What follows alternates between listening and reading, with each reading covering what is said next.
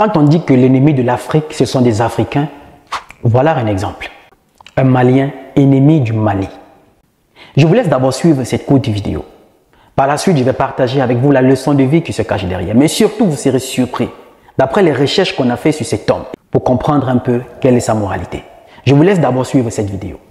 Aujourd'hui, l'obstacle à la paix, je vais vous le dire, l'obstacle à la paix au Mali demeure Assimi Goïta et ses camarades, et puis Choguel Kokala Maïga et son M5RP. Il demeure aujourd'hui l'obstacle majeur à la paix au Mali, à la cohésion sociale, à l'unité nationale. Hélas, ceux qui sont au pouvoir aujourd'hui ne bénéficient d'aucune confiance du peuple malien et ne sont pas capables en réalité de pouvoir mener le dialogue, mener la paix, autre chose que par de la guerre. Et je dis que non seulement ils ne sont pas capables de faire la paix, ils ne sont pas dignes de confiance, ils ne sont assis que par la force des baïonnettes. Par la force des baïonnettes, et ils sont aujourd'hui de plus en plus impopulaires. Vous avez écouté. Il s'appelle M. Oumar Mariko. C'est un homme politique malien. Là, en ce moment, il est en exil en Côte d'Ivoire. Mais surtout, avant de partager la leçon de vie qui se cache derrière, quand vous écoutez ce genre de propos, vous pouvez déjà avoir une idée sur la moralité de la personne et quel camp il appartient. Parce que remarquez bien, ce média de propagande torchant de France 24 qui a été suspendu au Mali, Burkina, un peu partout là. Remarquez bien la catégorie d'hommes politiques en Afrique. À qui il donne la parole? Vous saurez déjà à quel camp il appartient. Voilà pourquoi peut-être que M. Oumar a oublié que le monde évolue, des choses avec, et que les anciens réflexes, voilà, c'est terminé. Que la nouvelle génération que nous sommes là, on ne pourra pas nous manipuler. Non. Aujourd'hui, nous sommes davantage instruits et cultivés. On fait des recherches. Donc, ce serait très difficile qu'ils viennent avec leurs informations bidons dans le seul but de nous diviser et s'aimer la confusion totale. Parce qu'en Afrique aujourd'hui, il faut être aveugle, sourd et muet pour ne pas savoir, pour ne pas prendre conscience et ne pas féliciter les efforts consentis que font les autorités du Mali pour libérer leur pays, pour redonner la grandeur à leur peuple. Déjà, je vais vous donner une idée sur M. Oumar Mariko. Déjà, c'est un homme politique malien. Il est médecin de formation généraliste. C'est un homme politique député. Et comme vous savez, les autorités de transition sont arrivées, on a dissous toutes les institutions.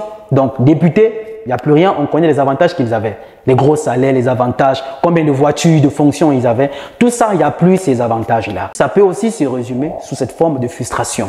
Il n'y a plus de revenus. Parce que pour la plupart d'hommes politiques en Afrique qui sont dans l'opposition, ils ne pensent qu'à leur intérêt égoïste. C'est des opposants dans l'opposition sans pouvoir être des opposants, mais qui en réalité jouent le double jeu de pouvoir en place. Voilà quelqu'un comme ça, M. Oumar Mariko, pour qui j'ai beaucoup de respect parce que c'est un papa et mon éducation me donne le droit de respecter automatiquement les parents. Mais il n'en demeure pas moins de parfois leur dire la vérité et leur amener à la raison pour dire papa, là tu as déconné. Être papa ne te donne pas la science infuse, sauf Dieu peut l'avoir. Donc, quand tu déconnes, il faut bien qu'on vous ramène à la raison. Surtout quand nous luttons pour notre autonomie, quand nous luttons pour corriger les erreurs que vous avez faites, que vous avez acceptées. Nous luttons pour redonner une nouvelle orientation à notre avenir, que vous avez hypothéqué par vos intérêts égoïstes. Monsieur Oumar Mariko est un homme politique malien qui s'est présenté 3 fois aux élections présidentielles. La première fois, c'est en 2002. Il n'a même pas eu 1%. Ça veut dire quelqu'un qui n'est même pas capable de faire l'unanimité dans son village. Il n'a même pas eu 1%, il a eu 0,88%. La deuxième fois, c'est en 2007. Il a eu plus de 2%, 2, et quelques. Et en 2012 aussi, il s'est présenté. Mais ce que je m'apprête à vous dire sur cet homme va vous surprendre. Vous savez, le coup d'État qu'a frappé le Mali la nuit du 21 au 22 mars 2012, qui a renversé le président Touré. Lui, avec son parti, la SADI, ils ont constitué des groupes pour soutenir les poutistes. Pour soutenir les poutistes. Où à sa tête, c'était le capitaine Sanogo, qui avait renversé le président Touré, qui était à quelques mois de la fin de son mandat. Un coup d'État qu'on va qualifier de stupide, qui n'a rien à voir avec ce que le colonel Assimi Goïta a fait en ce moment pour libérer son pays par rapport à ce qui se passait dans le Nord, où le pays avait été divisé en deux. Il fait partie des personnes qui ont, avec son parti politique, qui ont créé des mouvements pour soutenir les mutins. Ce n'est pas moi qui le dis, c'est ce qui se retrouve sur sa page Wikipédia, dont je vais lire avec vous. Le coup d'État militaire du 12 mars au Mali. À la suite du coup d'État qui a renversé le chef de l'État, dans la nuit du 21 au 22 mars 2012, Oumar Mariko et son parti politique, la SADI, ont créé un mouvement populaire le 22 mars, MP22, en soutien aux mutins. Oumar Mariko affirme qu'il a participé à la planification du coup d'État. Donc voilà quelqu'un comme ça, qui a participé à la planification du coup d'État, qui était insensé parce que le président Touré était à quelques mois de la fin de son mandat. Il fait partie de ceux qui ont planifié ce coup d'État. Avec son parti politique, ils ont créé des mouvements le lendemain du coup d'État pour soutenir les mutins. Mais c'est lui aujourd'hui qui vient se mettre en exil pour jeter du discrédit sur les nouvelles autorités du Mali. Mais on demande de baisser d'un ton. Et en plus, c'est sur quel média? Sur France 24. Donc vous comprenez déjà la moralité de la personne. Et durant toutes ces périodes, il a été député. Il a été député.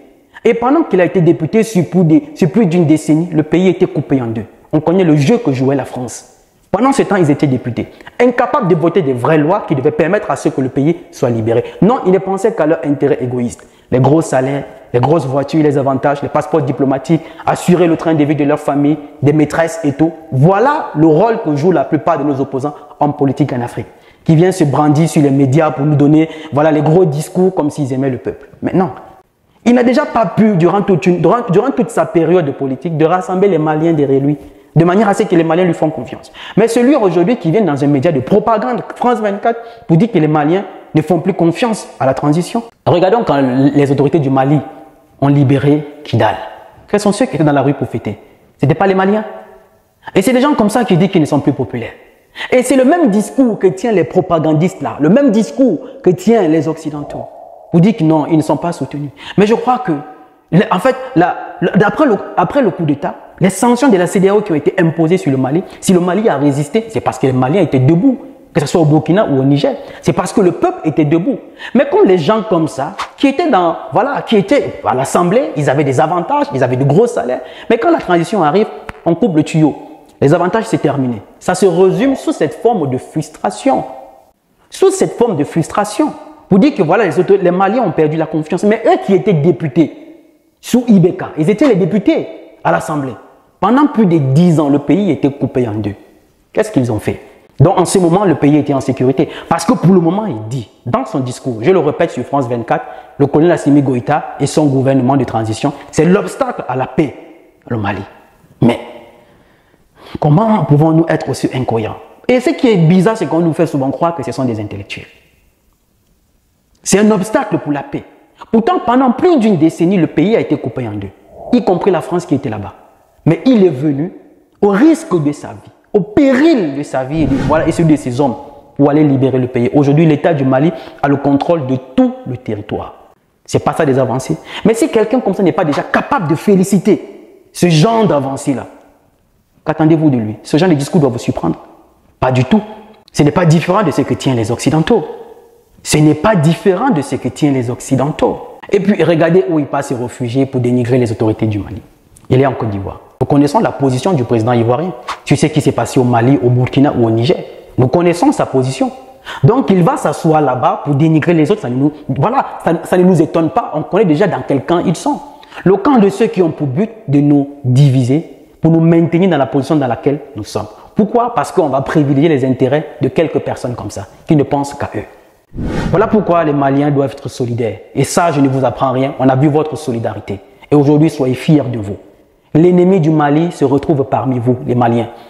Et ils vont utiliser pour nous diviser, pour s'aimer du discrédit, pour s'aimer de la confusion dans l'esprit des gens.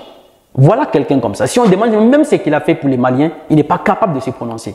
Déjà, il a construit une clinique à Bamako. On ne sait pas où il a pris l'argent pour construire une clinique. Il est médecin généraliste avec un salaire de médecin. Il est généraliste, même pas spécialiste. Avec un salaire de médecin généraliste. En Afrique, qu'on connaît. Comment ça se fait que tu construis une clinique? Vous-même, laissez-moi votre avis en commentaire. Mais je crois qu'ils sont encore dans l'ancien logiciel. Mais ils oublient que le monde évolue, les choses avec. Et qu'on ne pourra pas les laisser faire. Il est sur France 24 en train de dénigrer et de dire l'obstacle à la sécurité du Mali, c'est les autorités maliennes. Mais comment? Comment?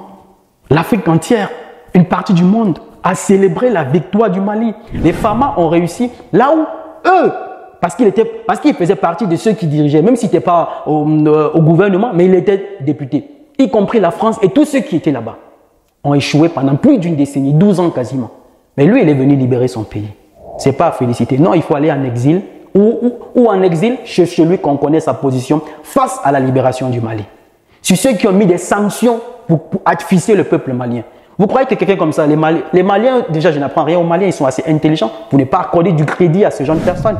Et on tient tout simplement à leur rappeler qu'ils ont oublié que la nouvelle génération africaine, nous sommes décomplexés, nous sommes instruits, nous sommes cultivés. On ne laissera pas passer ce genre de propagande. France 24, c'est la 4e fois qu'ils diffusent ça. Vous comprenez déjà le message qu'ils veulent passer derrière. C'est la 4e fois qu'ils diffusent ça. Si vous allez sur leur page, là, c'est la 4e fois qu'ils diffusent voilà, cet extrait-là. Et là, ils ont coupé cet extrait expressément pour diffuser. C'est quoi l'idée qui se retrouve derrière? Ils ont oublié que l'audience que nous avons, c'est la même audience qu'eux ils visent, le peuple africain. Et on ne va pas leur laisser nous pourrir la vie avec des fake news. Ce n'est pas eux de raconter notre histoire, c'est à nous de raconter notre histoire. La France a tellement de choses qu'il faut qu'ils aillent raconter ce qui se passe en France. On ne laissera plus faire. Maliens, soyez vigilants. L'ennemi du Mali est parmi vous. L'ennemi du Mali est parmi vous. Voilà quelqu'un comme ça. Les autorités de transition du Mali, en fait, ils ont porté plainte devant le Conseil des Nations Unies contre la France pour dire on a les preuves. C'est la France qui armait les terroristes. On a les preuves que c'est la France qui ravitaillait les terroristes en logistique. On a les preuves. Les preuves sont là. On veut juste que vous nous écoutez. Mais jusqu'aujourd'hui, on ne les a jamais écoutés. Des gens comme ça, ils sont sourds, ils sont muets. Ils ne peuvent pas se prononcer là-dessus. Mais ils vont se cacher en Côte d'Ivoire pour leur intérêt égoïste, pour jeter du discrédit sur les autorités maliennes. Et comme c'est ce que France 24 n'attend, ils sont champions pour diffuser ça.